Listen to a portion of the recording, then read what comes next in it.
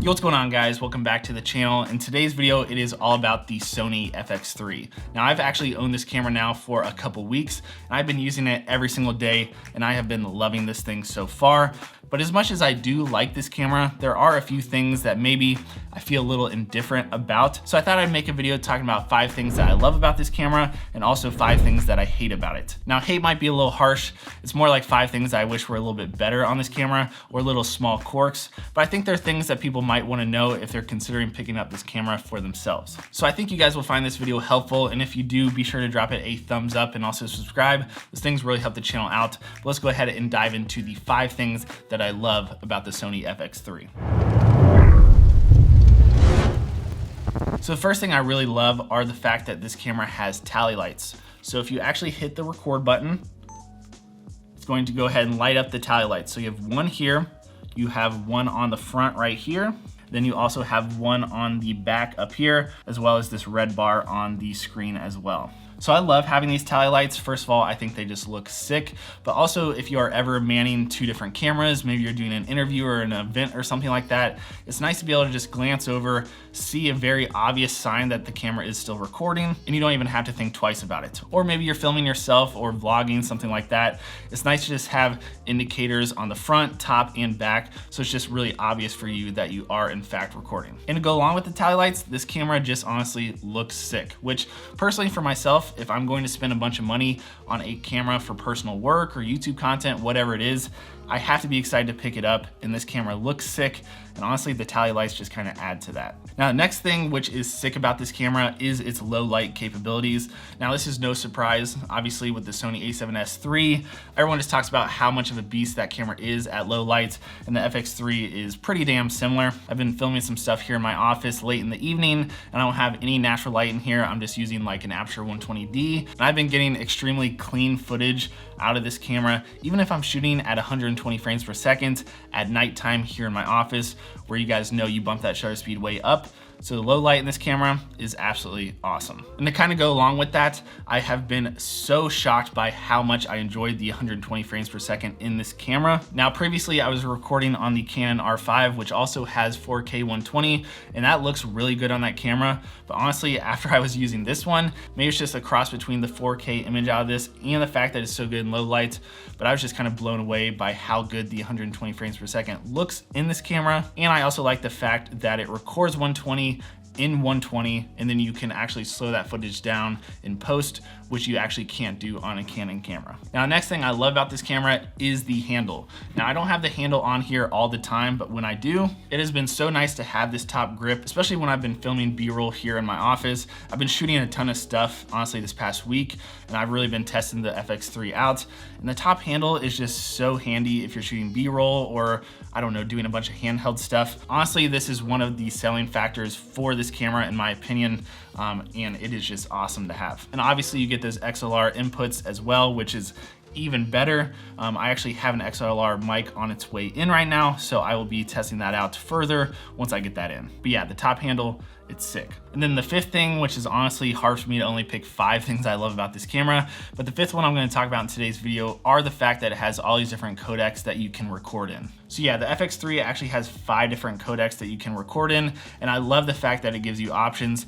Basically, the difference between all of them are the amount of compression that it makes the video files. So on one end, you can have highly compressed files, which equal a smaller file size of that video, but it's going to be harder for your computer to edit. It takes more processing power to kind of unpack and uncompress those files. Is uncompress a word? And then on the other side, which is usually what I film in, which is the all-I version, that is the XAVC-SI 4K file type. That is going to be less compressed, so it makes it a larger file size, but it's extremely easy for your computer to edit. So a lot of times you aren't gonna have to make proxies like you are on some cameras, especially when you're shooting high-end 4K footage like you are on this camera. So that's what I always record in. It's larger files, but it's so easy for your computer to edit. You you can just drop the footage straight in and start editing right away. So I just love the fact that this camera gives you options. All right, so those are the things I love about this camera. Let's move over to the things that I wish were maybe a little different on this camera. All right, so the first thing that isn't my favorite about this camera is the fact that it has no EVF.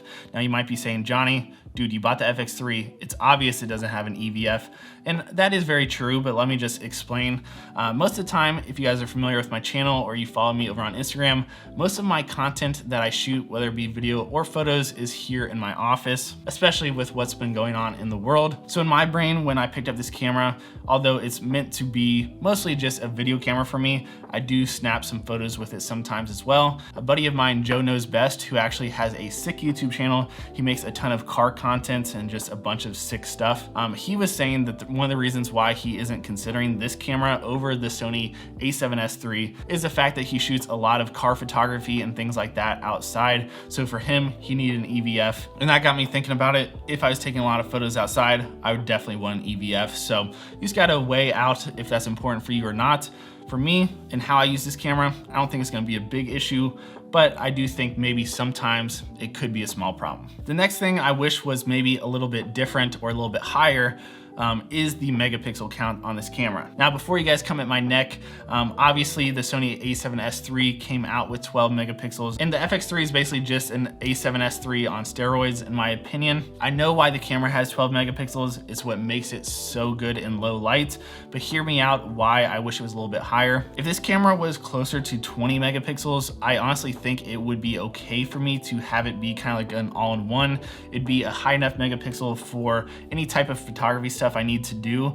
And then also the second part of that, which kind of leads into the next thing that I don't particularly love about this camera, is the fact that you don't have Super 35 mode like you do on some of the other Sony cameras like the a7 III. On that camera, it had a Super 35 mode, so if you were filming with, let's say, a 24mm lens, you could punch in to the Super 35 mode and you basically would have a 35mm lens. You don't have that Super 35 option on the FX3 or the a7S III because of that low megapixel count, I believe. If I'm wrong about that, someone correct me, but that's what I've heard about it and that's what makes sense in my head. So although the 12 megapixel is awesome for low lights, if somehow they could have worked a little bit of magic to at least bump it up a little bit so it would be a little bit better for photos, and it would give you that option for the Super 35 mode, that would just be absolutely awesome. But you know, 12 megapixels, I know it gets a bunch of hate, but honestly, it's plenty for a lot of photography, especially if it's just going to be on social media and stuff like that. And honestly, on my Instagram page over the last few weeks, it's mostly been with this camera, which is 12 megapixels. The next thing I don't love about this camera, which I hope does change in the future, is the fact that the best memory cards you can get for this right now, which is, I believe it's the Type A CF Express cards made by only Sony currently, are just crazy expensive. So if you get, I believe it's a 160 gigabyte card,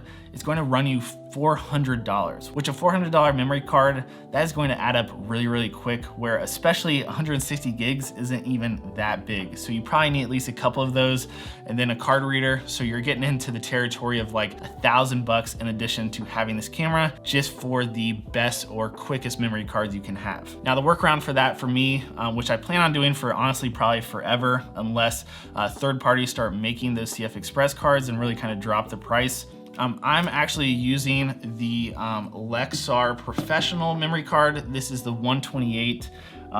It is the V90, if I can get it to focus.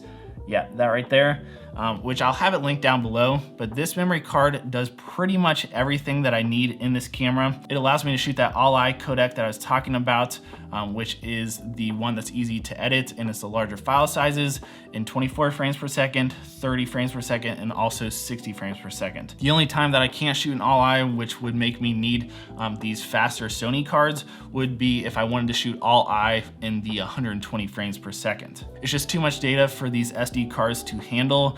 So for me, whenever I've shot 120 frames per second, I just shoot it in the more compressed mode, and then I just have to make proxies before I edit that footage, which I don't really mind too much because I'm not shooting 120 for everything out there. And then I'm happy to spend money on a memory card like this, which is 128 gigs. I think they're around maybe $120. And then I could get like 3 of these for the price of one of those CF Express cards. So yeah, I'm using these guys for now, and honestly, it works fine for me. Now, last thing that I hate about this camera, which this one I might actually hate, which is, let me plug this in real quick. All right, so if you have a mic or any type of cord plugged into the mic jack on the side of this camera, it creates this issue. If you have the flip out screen and you try to turn it, it basically hits that door and doesn't allow you to turn the screen all the way over. So you have to stick it out like this and then fold it up and then push it out. So it's not a huge issue, but honestly, as you guys can see, for as much as like run and gun shooting that I do, especially when I was vlogging with this camera the other day, that definitely created an issue for me, and I kept hitting that all the time. And I'm someone who tries to take really good care of my camera gear, and I just hate the fact that I'm bumping my expensive screen on that little door. I don't want to mess up the door. I don't want to mess up the screen. So I think I might go for that Sony wireless mic, the one that doesn't have to be plugged in at all, and you just put it on top of the hot shoe, you know, if I don't want the handle and go like the XLR mic route. So it's not a huge issue, but definitely something that has affected my workflow. It honestly would have been fixed if they made it so just the mic jack had its own port,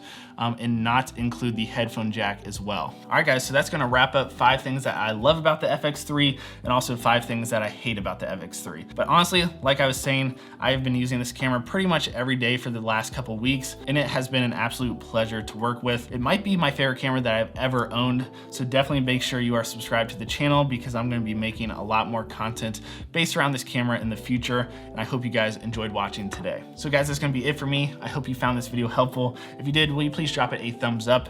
If you're new around here, consider subscribing. I'd really appreciate it. It really helps the channel out, and I notice each and every single one. But guys, I'm out for now. I'll catch you in the next one very, very soon. Peace, guys.